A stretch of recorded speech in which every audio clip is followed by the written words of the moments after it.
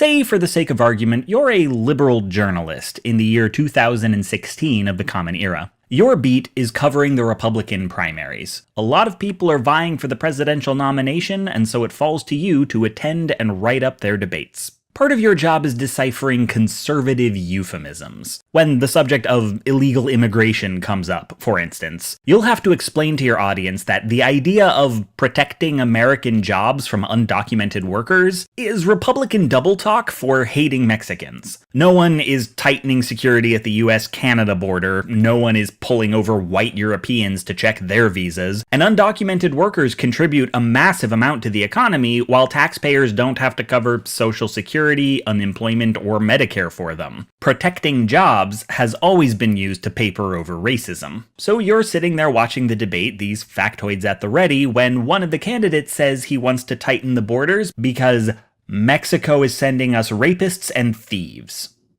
I'm sorry, what? What just happened? That is not a thing Republicans are supposed to say out loud. It's against the rules. You can't just cop to believing Mexicans are degenerates after decades of calling border security a jobs issue. Also, immigrants, legal or otherwise, aren't soldiers. Since when are they sent by anyone? By the time you pull yourself out of that thought spiral, the debate has shifted. Now they're talking about the war on terror, so you somewhat warily prepare to contextualize another set of euphemisms. This is a subject almost always used to mask Islamophobia. Whenever an act of domestic terror is committed by someone of Palestinian descent, politicians try to link it to ISIS or Al-Qaeda, where if the bomber or shooter is a white Christian, the terrorist is referred to as a lone wolf, not part of any pattern, despite there being significantly more white Christian lone wolves than Palestinian terrorists. This war on terror never seems to expand beyond regions with oil deposits. But then that same candidate pipes up and says if elected for the sake of security, he wants to create a Muslim registry, and what the hell is going on? Politicians just don't talk like this. Conventional wisdom is that this kind of language will flare up the extremists in your party while alienating your base. And appealing to both at the same time is why we invented euphemisms. And sure enough, in the following months, you have far-right pundits talking about a Muslim ban on national television, waxing nostalgic about the Japanese internment camps of the 1940s like they weren't a national disgrace. You've got that same candidate casting aspersions on the judge investigating him for fraud because the judge is Mexican-American. You're sitting there with your pen ready to write an article about the alienation of the moderate Republican base, but that moment never seems to come. The guy seemingly tanking his candidacy by appealing to extremists is the one who finally secures the nomination. You realize with some shock that in each of these cases you are witnessing the death of a euphemism. The death of a euphemism is a rare celestial event. Politicians only let a euphemism die when they don't need it anymore. This does not imply good things for Mexicans or Muslims. The circumstances under which a euphemism may die are often spelled out in the circumstances under which it is born. So, if we want to discuss it, we'll have to start at the beginning. Let's talk about euphemistic racism in the Republican Party. In the year 1964, there was a man. We'll call him Barry, Silver Milk. Silver Milk was the Republican nominee for president, and for various reasons, he was almost certainly going to lose the election. The Democrats were the incumbent party, they'd pretty much controlled Congress since the 40s, and the country was still in mourning after the devastating assassination of a Democratic president. The United States wasn't looking to change parties. About the only thing Silver Milk had going for him was that the Democrats had just signed into law the Civil Rights Act, expanding the voting rights of black citizens and desegregating a lot of American life. And a lot of white voters were pissed about it. In those days, you couldn't really claim Republicans or Democrats were good on race, and black people, when they were allowed to vote at all, were much more evenly split between parties than they are today. However, a Democrat pushing through the Civil Rights Act had, intentionally or otherwise, made race a partisan issue. The upshot, Silver Milk realized, was that disgruntled white people might be willing to abandon the Democratic Party if given the right incentive. In '64, Republicans didn't have much of a coalition, not since Democratic tax policies had dragged America out of the Great Depression, and incidentally created the greatest period of economic growth and prosperity in the history of the industrialized world, but I'm sure that's just a coincidence. If Silvermilk could siphon white voters out of the Democratic Party, he might bring a strength to Republicans that they hadn't seen in decades. But to do that, he'd have to run his campaign on a pro-segregation platform.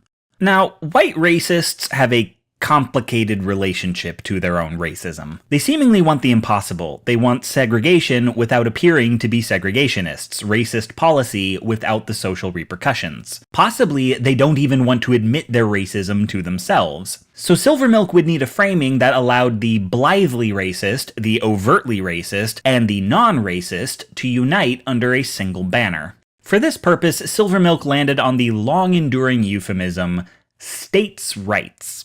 Now, obviously, the states' rights argument didn't originate in 1964. It's very old, and in fact used to be more of a Democrat thing. We're talking about the specific invocation of states' rights as a defense of inequality. Silvermilk argued that desegregation, though certainly a nice idea, shouldn't be enacted at the federal level, because no matter how acute the plight of Black Americans, the decision to desegregate should be left to the states. Of course, anyone embracing this rhetoric knew full well that many states would never in this lifetime desegregate unless forced to. But you see, that's not the aim, merely the side effect. In this framing, no one is officially pro-segregation, they're simply anti-desegregation.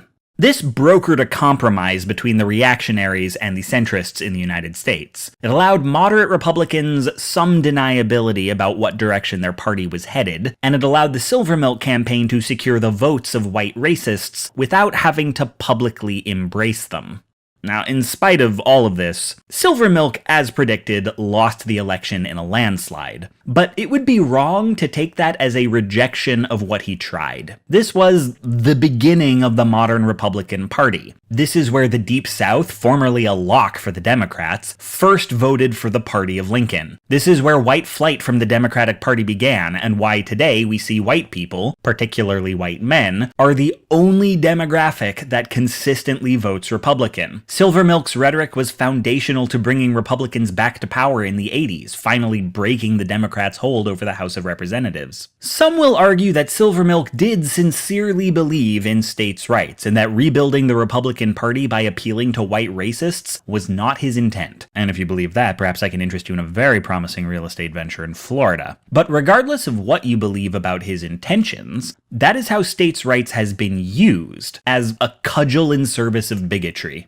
States' rights was invoked, and is still invoked, to defend anti-miscegenation laws, anti-abortion laws, same-sex marriage bans, trans bathroom bills, spousal rape, you name it. Every time there are gains for social minorities, the Republicans shore up the votes of bigots who find these gains offensive. It's hard for the left to argue with the states' rights argument because it's not designed to make sense. Republicans will say we should leave an issue like same-sex marriage up to the states, but only after a federal ban on same-sex marriage proves infeasible. Up until that moment, they are in favor of government overreach. So states' rights has never been a consistent philosophy, but then why should it be?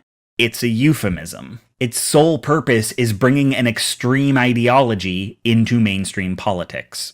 About the only blessing of a political euphemism is that the belief that can't be spoken is a belief that is, to some extent, contained. The states' rights argument makes bigotry more pervasive, but keeps it somewhat less draconian than the bigots might prefer. If you have to smuggle your marriage ban into a states' rights argument, you're painted into a corner should your state choose to legalize it. Then, if you want to keep the homophobic vote secure, you've got to find and popularize a different euphemism. Managing an alliance between moderates and reactionaries, especially when you can't acknowledge that one half of that alliance even exists, is a hard needle to thread, and depending on who's in charge of the party at a given time, the alliance can be tenuous. The far right is often viewed by their own party as the mad woman in the attic. We feed her, but we don't talk about her. Republican campaigners are somewhat known for going out and getting far-right folks registered to vote, and then talking shit about them when they're out of earshot. I suspect they enjoy standing next to extremists because it makes them look moderate by comparison. Though we should be clear, if you need to stand next to someone whose bumper sticker says, "If I had known this, I would have picked my own cotton," to not look racist, your house is not in order. And the far-right knows this. Say what you want about them. They're not all fools. Their party often doesn't respect them because it doesn't have to. Who the hell else are they gonna vote for? They are the necessary evil. But if what a person wants, what they actually want, is segregation, is a nationwide ban on same-sex marriage, is the mass deportation of Mexicans, is the closing of borders to all Muslim nations, this euphemistic states' rights, job security, war on terror, half-measure bullshit isn't going to cut it forever. When you court the vote of bigots, sooner or later it's put up or shut up.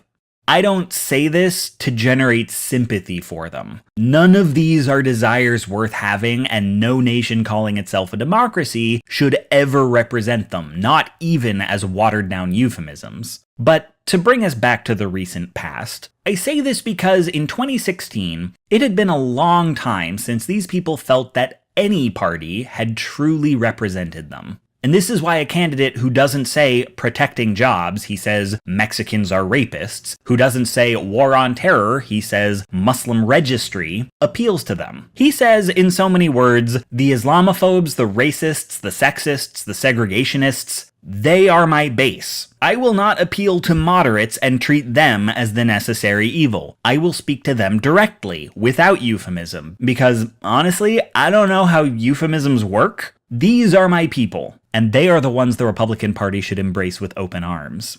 This is supposed to be political suicide. And in the months that follow, it looks like maybe it will be.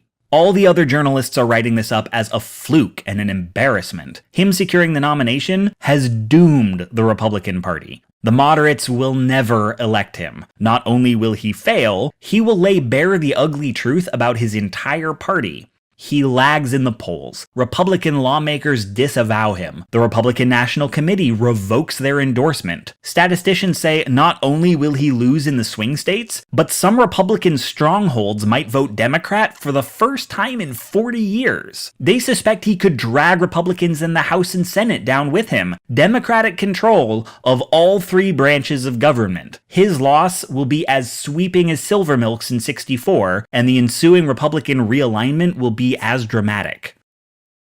But when the day comes, that's not the headline you have to write. How do you make sense of this? You're a political writer. You're supposed to tell people what this means. How do you even begin? Well, it means party loyalty is one of the strongest things in politics today. Come election day, people who disavowed him were making phone calls on his behalf. It means the Republican Party has drifted to the right far enough that the so-called moderates are more closely aligned with white nationalists than they are to the moderate left. It means, in all likelihood, the bigots are the base now, and the moderates the hangers-on.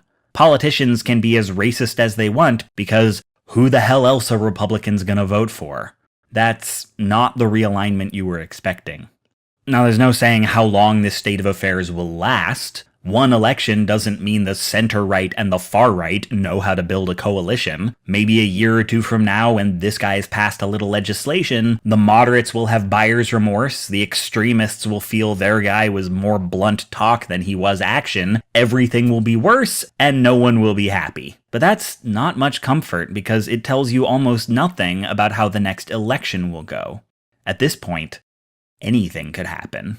A euphemism dies when it no longer works to disguise things that can't be said, or when culture at large decides things that can't be said are now sayable. In the last couple videos, we've talked about how the far right mainstreams a, for instance, racist idea by convincing people it's not racist. What we're seeing here is the endgame of that process. Once the public embraces them as people, elects their politicians, and implements their policies, they begin, bit by bit, to drop the pretense. Because if they want to close the borders once and for all, it's in their best interest to stop pretending border control is about protecting jobs. A sad truth about humans is they will often accept almost any justification to keep doing whatever they're already doing. If someone has spent years favoring border security, they've voted for it, their taxes have paid for it, maybe they've even called ICE on someone, and one day you tell them, keep doing what you're doing, but by the way, it's not about jobs anymore, now it's about keeping Mexicans out. A lot of them will roll with it. We like to think action follows belief, and sometimes it does, but at least as often it's the reverse. And that's a dangerous thing when given the choice to do something different or do the same thing only more. To the far right, a euphemism is like a calf. Something to be brought into this world or inherited, removed from its original context, raised to adolescence, and then slaughtered when the time is right. Historically, the first sign that things are about to get a lot worse for minorities is when the racism stops being euphemistic. In a sense, the far right and the liberal journalist share a purpose. The journalist's goal is to expose the truth behind the euphemism in the hopes that people will abandon bigotry once it's been made explicit. The far right does the same, hoping they won't.